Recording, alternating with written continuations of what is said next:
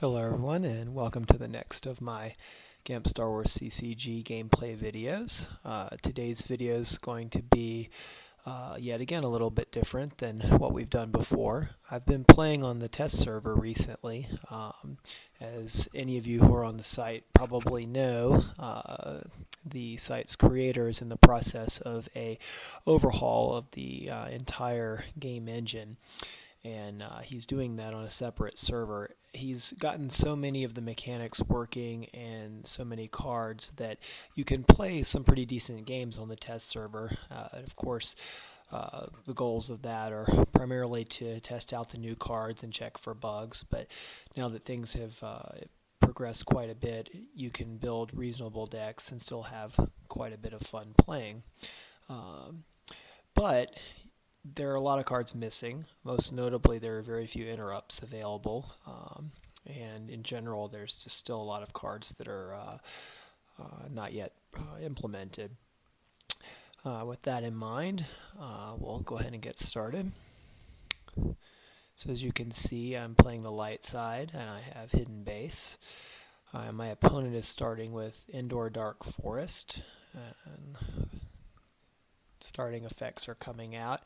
He brings out Imperial Rest Order, Immobilization Points, and Biker Scout gear, which indicates to me that this is going to be a Biker Scout deck. That is not something I'm very familiar with, and in fact, throughout this game, I find that my opponent is playing cards that I'm not familiar with. He's playing a style, and I'm using a style that's not my usual. That's in part because we're on the test server and we don't have most of the interrupts in the game. So we have a lot more characters, a lot more ships, a lot more power when it comes to battling, and not so many surprises. It's not the way I usually do it, and he does take advantage of a lot of my lack of skill in this type of a game as we play. My deck uses Hidden Base to try and set up Tatooine Celebration. As you can see, starting hand. I have a pretty strong ground complement, but I don't have much for control of space at the moment. That's fine, but I usually like to try and control space first and then go to ground second. It just works much better that way, but of course we'll just play the hand we've got here. So my opponent starts off by deploying a couple of docking bays to get activation going, pretty standard play, and he immediately brings the Biker Scout Trooper to the indoor forest and gets a speeder bike. Also looks like he put a speeder bike cannon out there.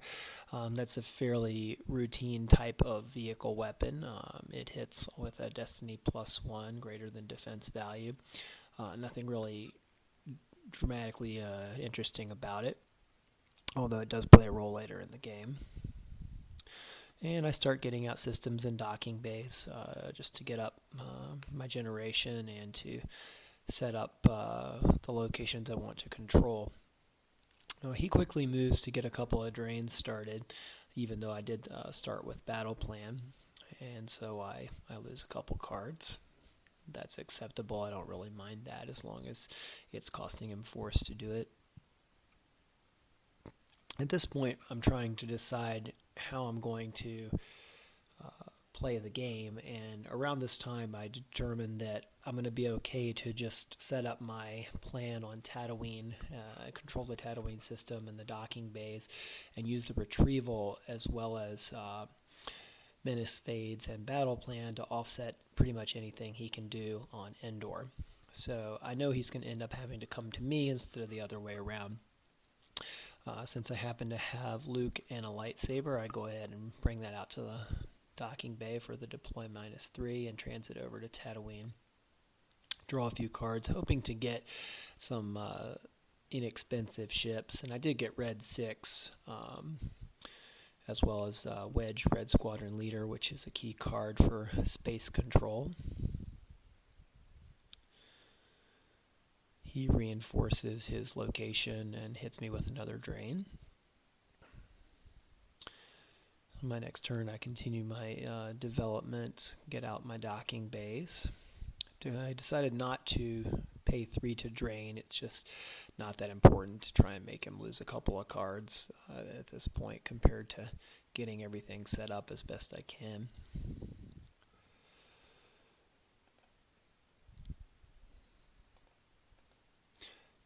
Now, I did have an interesting combo here. I have put Leia with Blaster Rifle on R2-D2 in Red 5.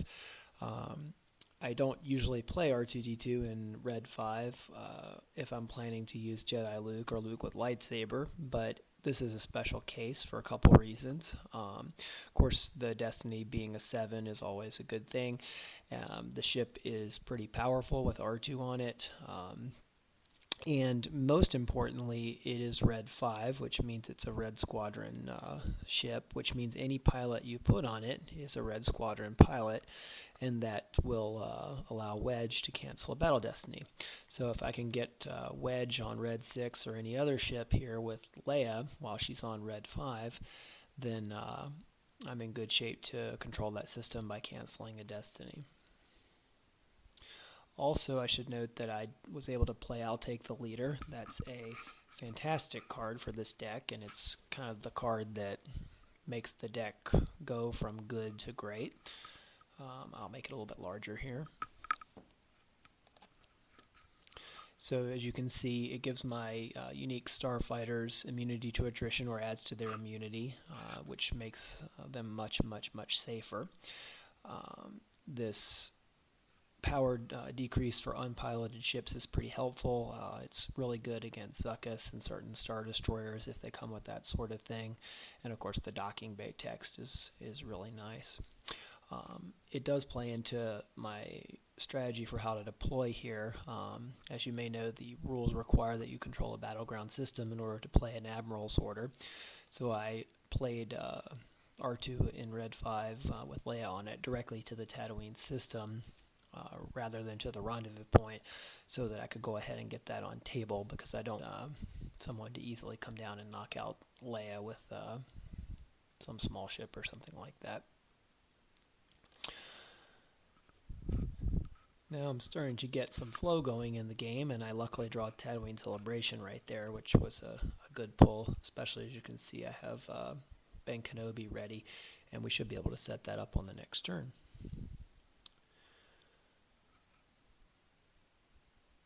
My opponent continues to ping away with those drains. And on this turn I get a drain in, and I attempt to drain at the docking bay, but it uses strategic reserves plus a trooper to cancel it. I check to see if Menace Fades is in my reserve deck, and it is, so I lose what is it called? You Cannot Hide Forever. That's the dark side card. But I lose a card from my start there that lets me go get it and play Menace Fades to eliminate drain bonuses over on Endor. Now I've got Celebration out, and I'm obviously very happy right here. I have control of the system. I have strong control of the docking bays. I have Tatooine Celebration going. I have Battle Plan going, and I have Menace Fades going. And I'll Take the Leader on the table. So what I have right now is basically what the deck is designed to do. Now I just have to react to whatever he does to try and disrupt it and try and hang on. So he brings down Darth Vader with lightsaber and swings at Luke, and he draws a 9 Destiny for Weapon Destiny and hits Luke. That's pretty hard to do, so he really did well there to do that, and that sets me back a little bit because Luke's going to be eliminated here. Luckily Vader is as well.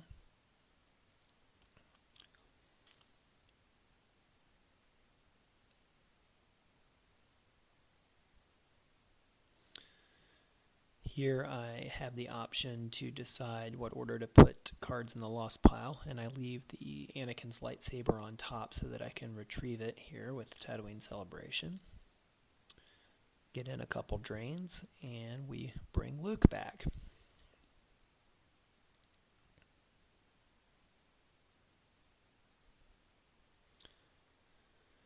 Now it's probably a good time to point out that this deck intends for Ben and Luke to be at separate locations, and each can easily control a site by themselves.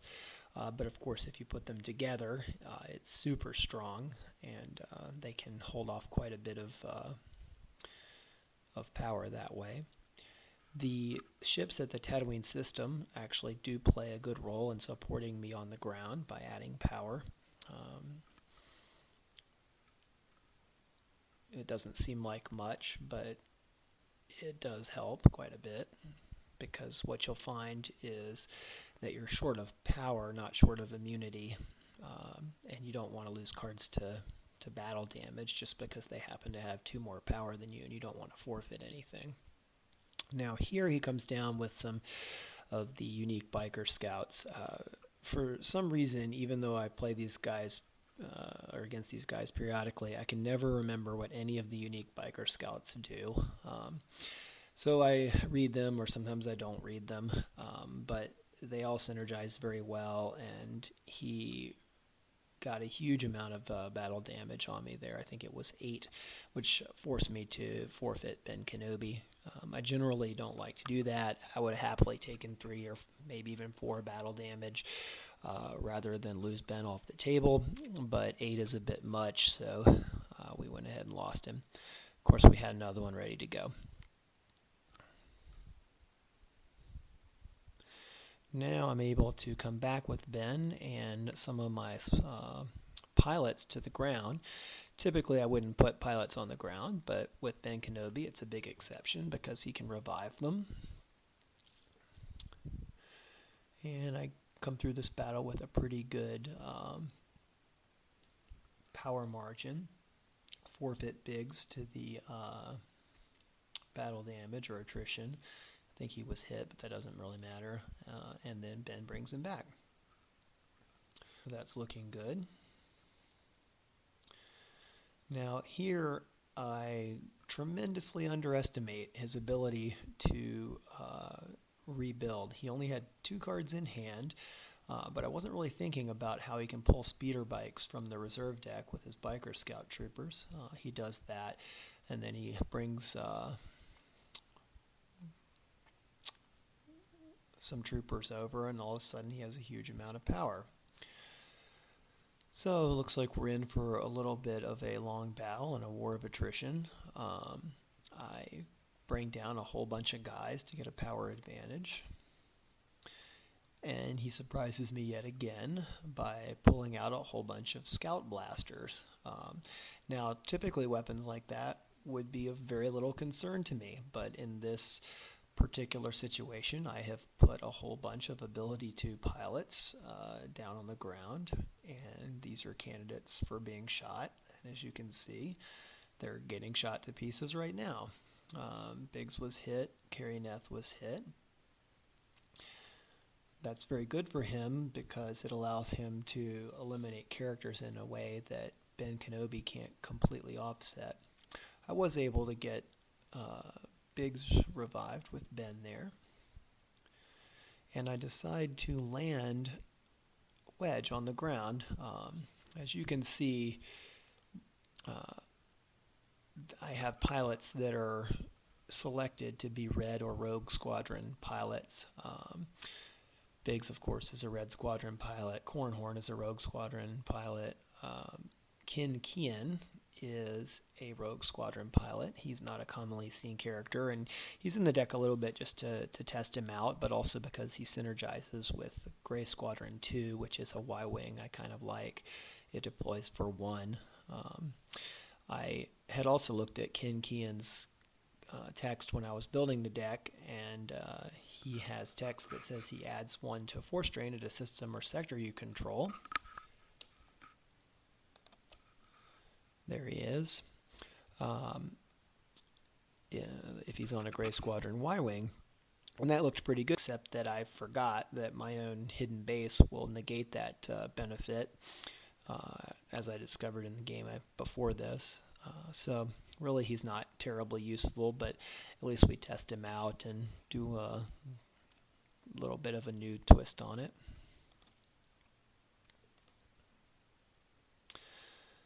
again, he comes down with even more troopers, and I realize that yet again I'm completely underestimating these guys. Um, he has quite a few weapons, and he's firing them at all of my low ability characters and hitting them left and right. With his biker scout gear, he has an armor of 3 for all of his troopers, and I do not currently have my lightsabers, so I'm having trouble really getting any of his guys off the table, but I am able to hang on by using Ben's revival ability yet again. And kind of the same thing happens one more time here. Wedge comes back, and then Ken Kean was lost, but is retrieved on the next turn.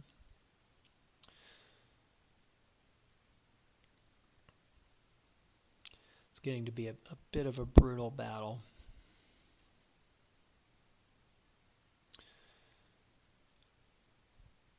Yeah, I happen to have this combo of Tycho, Kelchu, and Green Squadron 1. I love this combo. Tycho is a Rogue Squadron pilot, so he works with Wedge, and he gets a discount deploying to Green Squadron 1, which is a very good ship that is already not very expensive. So I put these guys at the rendezvous point, and it only cost me 1 force to deploy both the ship and the pilot there. Tycho is also a spy if you happen to need that for some reason.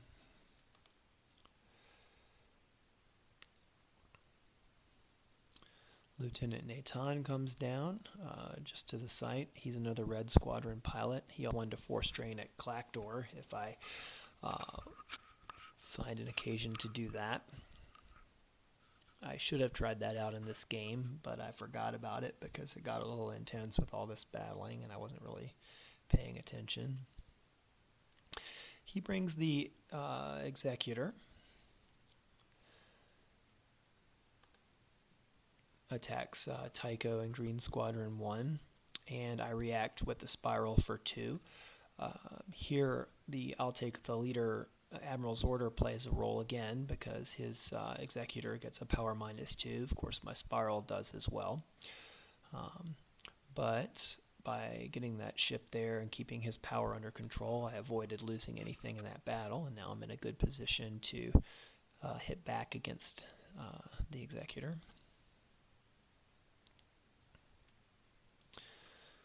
On my turn, I retrieve and deploy Major Hashin. Typically, he would go to Home 1. Excellent character for Home 1, but he also works on the Spiral. He actually doesn't add power to Starfighters, although he's still a pilot, so if you're willing to put him on a ship just for the ability, you can do that.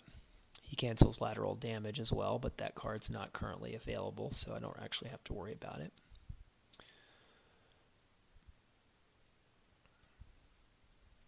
On his turn, he puts a Biker Scout Trooper on Executor so he can get a Battle Destiny.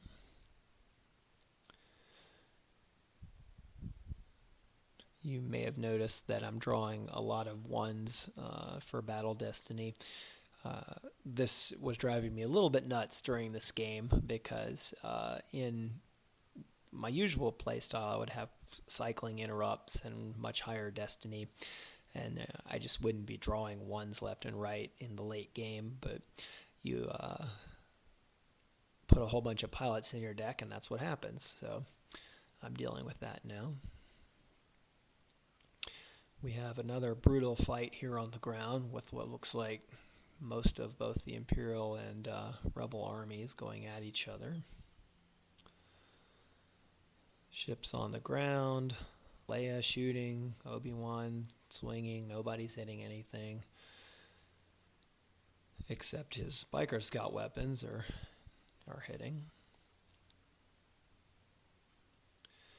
Wedge goes down yet again. This poor guy, I mean, he must look like Swiss cheese by now, but at least Ben Kenobi's keeping him on the table.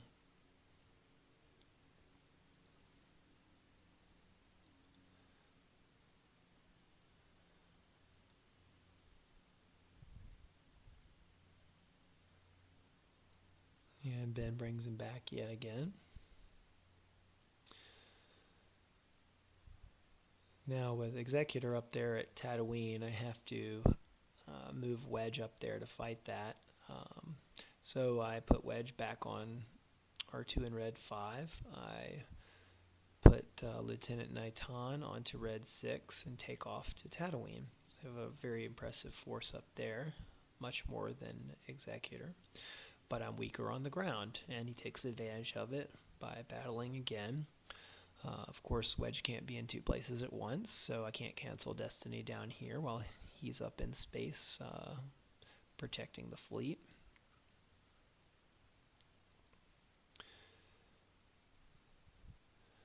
And I have another battle on the ground where things don't really go well for me, but Ben Kenobi helps me to hang on.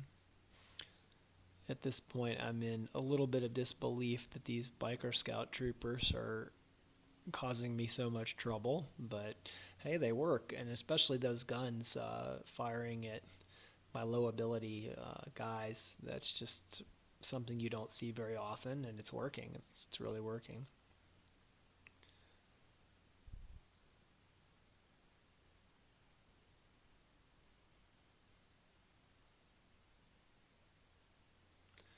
Corrin comes back. Leia goes to the lost pile.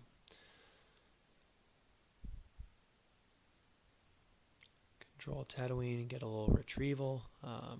At this point, I have to go to a little bit of a new strategy, which has been made possible by the Emperor trying to sneak in a drain over there at Hoth. I put out Order to Engage, and I decide to give up this stalemate / losing battle against all these biker scouts, and I head on over to face off against the Emperor. Order to Engage causes trouble there because obviously the Emperor can't take on this much power very easily. And I'm able to send Wedge and Tycho over to take on the Executor, which blocks the drain and forces a battle there that probably I'm going to be able to get to a standoff or win.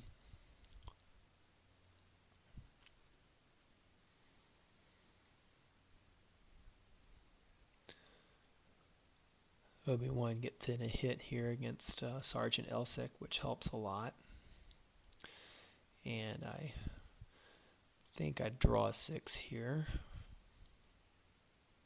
Nope, just another 1. At some point right around here, I have been losing some 6s from my hand and then retrieving them. Yeah, I think it's on this battle, so that I can get some semblance of acceptable battle destiny cycling in my deck. That starts to pay off right towards the end of the game. Here at Dantooine, Wedge and Tycho take on the Super Star Destroyer, and they manage to inflict some battle damage. Pretty impressive, and another illustration of how good Wedge is.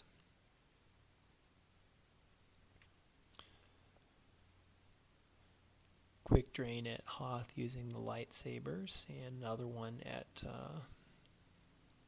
Tatooine.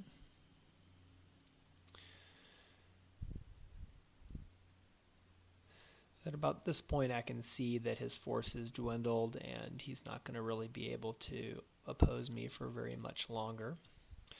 Kin Kian makes a comeback on Gray Squadron 2, and we move the fleet to Executor. Again, Order to Engage creates an impossible situation here where if he doesn't fight, he loses, and if he does fight, he loses. The card's just a very useful card for pretty much any light side deck that can battle. 14 battle damage there, and the ship is lost. At this point, I have a couple of options for how to go about depleting the last of his cards, but I thought it might be fun and maybe have some test value to go ahead and set up for one more big battle. Plus, all those biker scouts have been getting on my nerves during this game, and I'm relishing the opportunity to wreck them if my opponent's willing to continue playing and fight a battle against quasi-hopeless odds.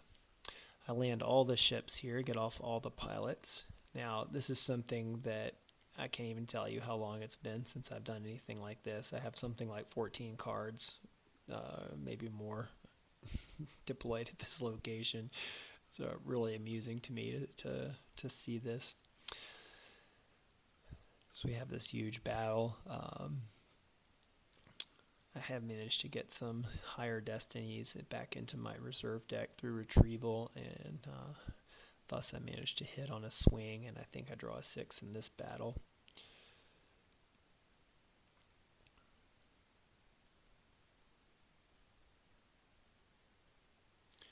Which results in a very large battle damage and in forfeiting of quite a few of these scouts and speeder bikes. You may notice I moved the spiral over to Clackdoor. I only did that because I needed to use a force. I only had 2 in the reserve, and I wanted to be able to swing a lightsaber and then draw a battle destiny. So I had to somehow spend a force, and I did it by moving the spiral. I knew that was safe because he had no cards in hand, and he couldn't bring a ship to Tatooine or anything like that. So we finish it off with one more grand battle here, and that's about it. A couple interesting things. I don't think I've ever seen a Y-wing, an A-wing, and an X-wing, actually 2 X-wings, landed at the same site. That's something I've certainly never done before. It's probably not very common. And we rarely see big showdowns between that many characters and vehicles and everything. So that was pretty fun. All right, guys, I hope you enjoyed watching it. If you're not going to the test server periodically, I do recommend it. It's fun to try out some new things, and in a lot of ways, it's an entirely new meta of sorts. It's, of course, a mismatch or mishmash of cards from many different sets, but if you enjoy deck building, as I do, it gives you an opportunity to look and see what's out there and see what you can do with it, and maybe have a little fun with new designs or things you haven't done before. And of course, it helps with the development of the upgrade to the site as well. All right, guys, thanks much, and I will see you at the next video. Madmandoc out.